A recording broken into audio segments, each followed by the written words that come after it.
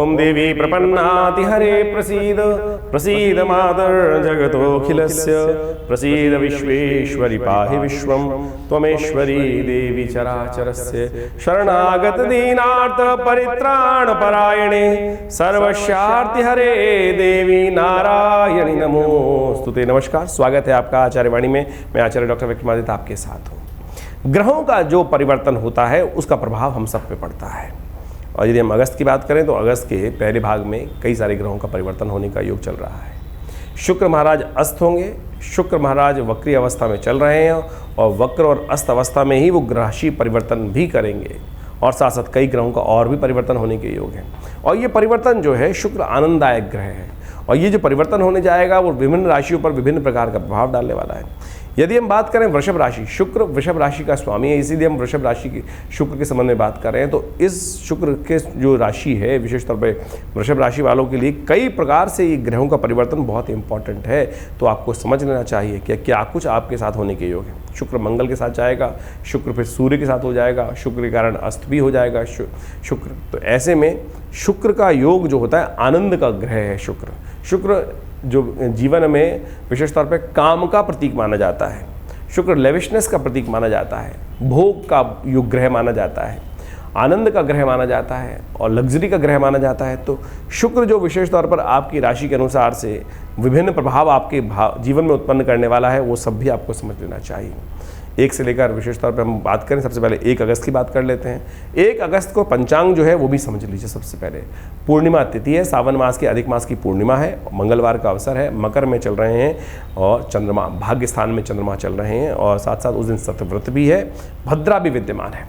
नए कार्यों को करने के लिए ध्यान रखना चाहिए, नए प्रोजेक्ट्स को हाथ में लेने से ध्यान रखना चाहिए कि इस दिन 1 अगस्त की हम बात करें तो सुबह को 1:57 तक का समय थोड़ा भारी रहेगा। ऐसे में इस भद्रा काल में कोई नया कार्य आरंभ करने से कई बार विघ्न उत्पन्न हो जाते हैं और बाद में वो कार्य ऐसे फंस जाते हैं कि वो किसी ना आगे बढ़ने से बनता है ना पीछे हटने से बनता है। तो ऐसे में विशेष तौर पर शास्त्र कहता है कि भद्रा काल का ध्यान रखते हुए कार्य को करने का प्रयास करना चाहिए। इंद्र ने गलती करी थी।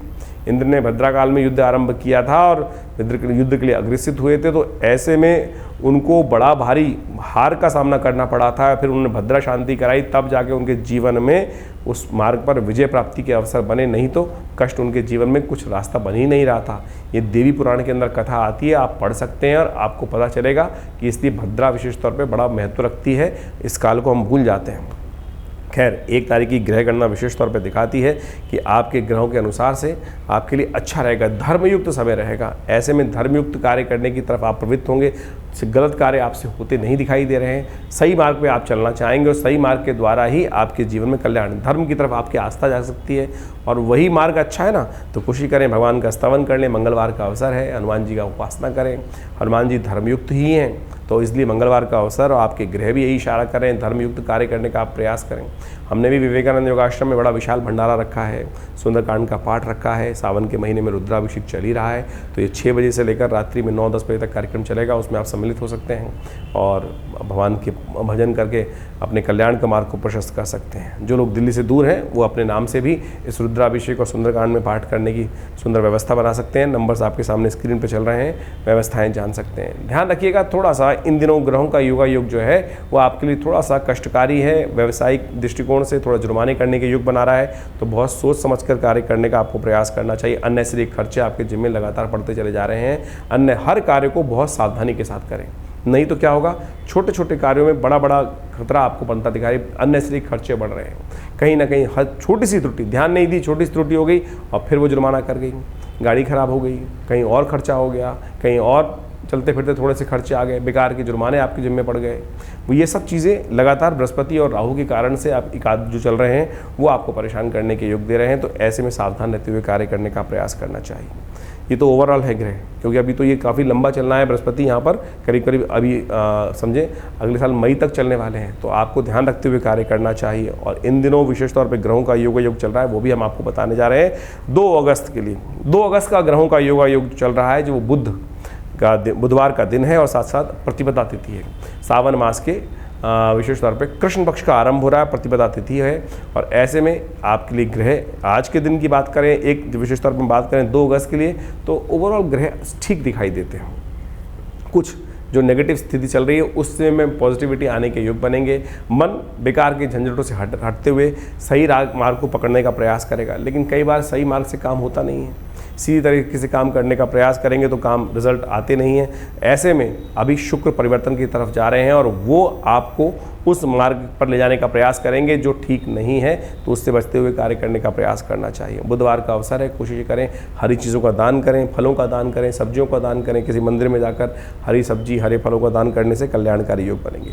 3 तारीख की यदि हम बात करें, 3 अगस्त को बृहस्पतिवार का अवसर है, द्वितीया तिथि है और इस दिन 2 विशेष ग्रहों का परिवर्तन हो रहा है। शुक्र होने जा रहे हैं अस्त, चंद्रमा परिवर्तन की तरफ पहले ही चले गए हैं सूर्योदय से पहले पहले। दोनों का ग्रहों का योगायोग दिखाता है कि आपके लिए विशेष तौर पर ये समय जो है थोड़ा सा सावधानी से कार्य करने का दिखाई देता है। चंद्रमा आपके लिए अच्छा है, खरा कष्ट नहीं देगा, आगे बढ़ने के अवसर प्राप्त कराएगा। आपके जो फील्ड ऑफ एरिया है उसमें आप खुलकर काम कर सकते हैं। वहीं शुक्र का अस्त होना विशेष तौर पर दिखाता है कि जो फॉरवर्डिंग बिजनेस काम कर रहे हैं, शेयर मार्केट में काम कर रहे हैं, सट्टे बाजार में काम कर रहे हैं, उनके लिए थोड़ी स्थिति उठापटक वाली स्थिति हो सकती है, उनको सावधान रहने की ज़रूरत दिखाई देती है। शुक्र शाम को 17 बजकर करीब 51 मिनट पर अस्त होगा और ये ग्रहों का योगायोग विशेष तौर पर चतुर्थ भाव में जो मंगल के साथ बन रहा है, ये आपके लिए थोड़ा सा कष्ट उत्पन्न कर सकता है।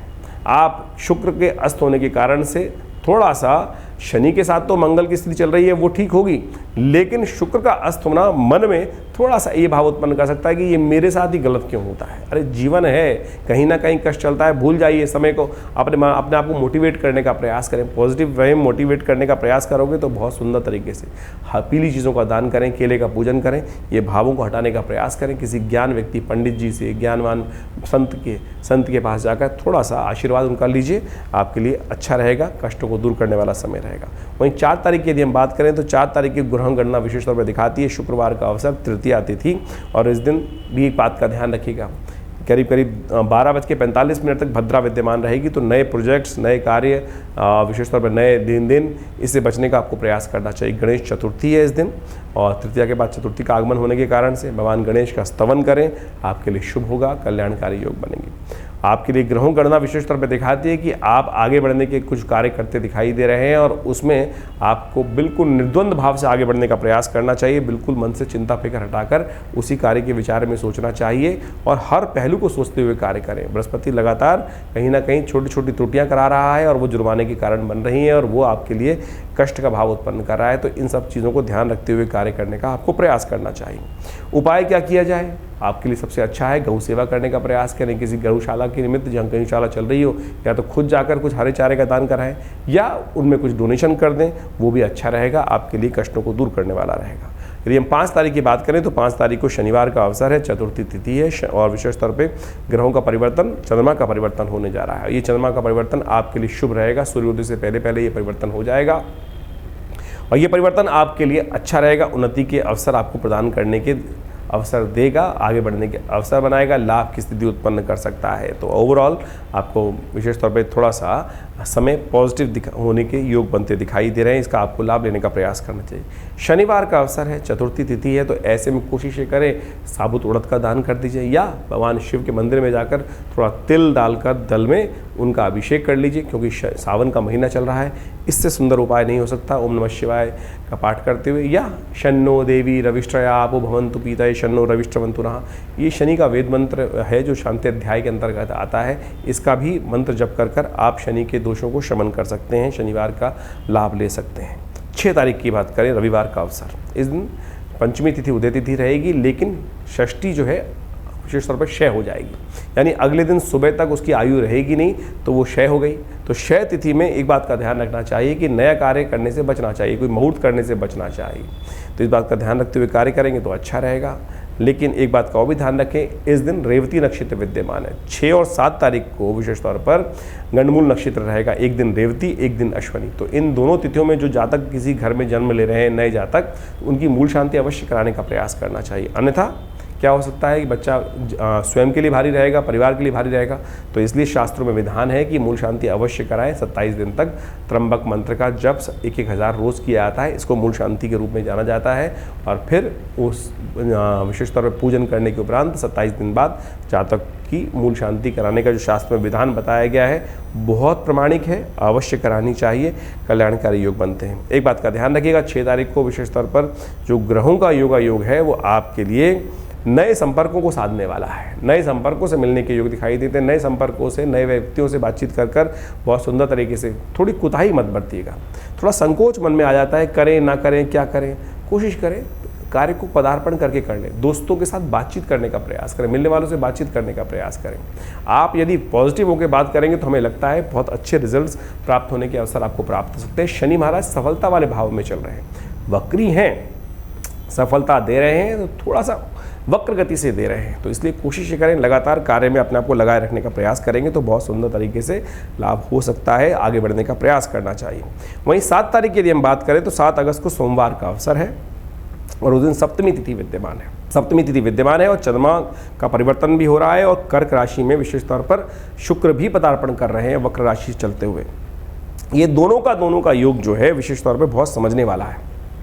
शुक्र वक्र गति से चलते हुए अस्त अवस्था में आपके तृतीय भाव में जाएंगे, वहाँ सूर्य पहले से विद्यमान है और ये सूर्य के कारण ही शुक्र अस्त हुए हैं। और ये शुक्र का जो परिवर्तन वो है वो आपके लिए विशेष तौर पर आगे बढ़ने के अवसर कई तरह से देगा, वो हम आपको समझाएंगे, वो आप लाभ ले सकते हैं, उसके संबंध में आप समझ सकते हैं। और ये यदि आप अपने जीवन साथी का उपयोग करते हुए कार्य करेंगे बहुत सारे, तो उसमें आपको बहुत लाभ मिलेगा। अब जीवन साथी ऐसे में आपके लिए बहुत लकी साबित होता दिखाई दे रहा है, तो कोशिश करें जीवन साथी का उपयोग करते हुए कार्य करना चाहिए आपको, या इससे आपको विशेष तौर पर लाभ आने के अवसर प्राप्त हो जाएंगे। सोमवार का अवसर है, सावन का सोमवार है और सावन का सोमवार विशेष तौर पर कई प्रकार से कष्टों को दूर करने वाला है। चंद्रमा आपका परिवर्तन होकर 12वें भाव में चला गया है, गया तो वो बृहस्पति के साथ है, धन आगमन और के योग बना रहा है, लेकिन खर्चे भी साथ साथ कुछ ना कुछ नए रूप में लेके आ रहा है। इस बात को आपको सावधान रहते हुए कार्य करना चाहिए। हमने अपने विवेकानंद योगाश्रम में इस सावन के अधिक मास के पड़ने वाले सोमवार के दिन बहुत सुंदर कार्यक्रम रखा है, सुंदर रुद्राभिषेक का कार्यक्रम रखा गया है, तो आप भी उसमें सम्मिलित हो सकते हैं। अपने नाम से भगवान शंकर का दूध से, दही से, घी से, अनेक प्रकार के औषधियों के साथ भगवान का अभिषेक सुंदर तरीके से किया जा रहा है पूरे 60 दिन तक। और आज सोमवार के दिन तो बहुत विशाल कार्यक्रम है, तो आप फ़ोन नंबर्स पे संपर्क साधकर अपना स्थान आरक्षित कर उसमें भाग ले सकते हैं, कल्याणकारी अवसर प्राप्त होंगे आपको। 8 तारीख की यदि ग्रह गणना की बात करें तो उस दिन मंगलवार का अवसर है, अष्टमी तिथि विद्यमान है, कालाष्टमी की तिथि मानी जाती है। भगवती दुर्गा और शंकर दोनों की उपासना करने का बहुत सुंदर दिन माना जाता है। वैसे तो शास्त्र के अनुसार से जो कृष्ण पक्ष की अष्टमी है वो कालाष्टमी रूप में जानी जाती है और शुक्ल पक्ष की जो अष्टमी है वो दुर्गा अष्टमी के रूप में जानी जाती है। कालाष्टमी यानी भगवान शिव की अष्टमी। ऐसे में कहा जाता है कि अष्टमी भगवान को बड़ी पसंद है और बड़ी उनके समय पूजन करना बड़ा ही भगवान को पसंद है और समस्त प्रकार के पुण्यों को उदय करने वाली है। और हमने इस दिन विशेष तौर पर आश्रम में बहुत सुंदर कार्यक्रम रखा है, क्योंकि मंगलवार है और सावन के अधिक मास का मंगलवार चल रहा है, तो उसमें पूरे सुंदरकांड का पाठ रखा गया है और साथ साथ रुद्राभिषेक रखा गया है। शाम को 6 बजे से लेकर रात्रि के 9 बजे तक ये सब मस्त कार्यक्रम चलेंगे। सुंदरकांड का पाठ रहेगा, रुद्राभिषेक रहेगा और साथ साथ भंडारा रहेगा। आप सब भी इसमें सम्मिलित हो सकते हैं, आपके लिए अच्छा योग बनेगा। ग्रह गणना विशेष तौर पर थोड़ा सा खर्चा बढ़ाने की तरफ इशारा कर रही है, ऐसे में जुर्माने पड़ सकते हैं, नुकसान होते हुए दिखाई दे रहे हैं, तो हर कार्य को बहुत सोच समझ के सावधानी के साथ कार्य करने का आपको प्रयास करना चाहिए। उपाय वही मैंने बताया, शिव का ध्यान करें, शिव का अभिषेक करें, हनुमान जी का पाठ करें, इससे बढ़िया उपाय कोई हो नहीं सकता है। और अपने साथ कहीं बहुत सीधे तरीके से काम करेंगे, साधारण तरीके से काम करेंगे और बहुत सीधे बन के काम करेंगे तो फंस जाएंगे।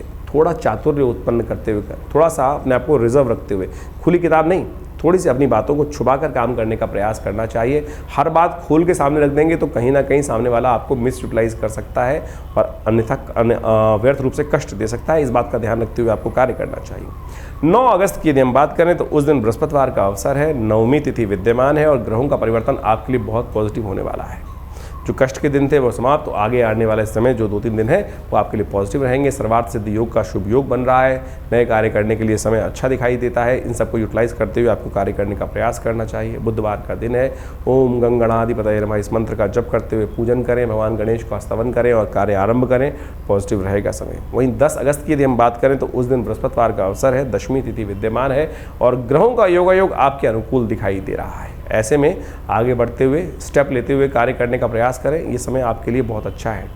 थोड़ा सा द्वंद्वात्मक स्थिति से हटें, थोड़ा बोले कम, काम ज़्यादा करें, इस बात का ध्यान रखें।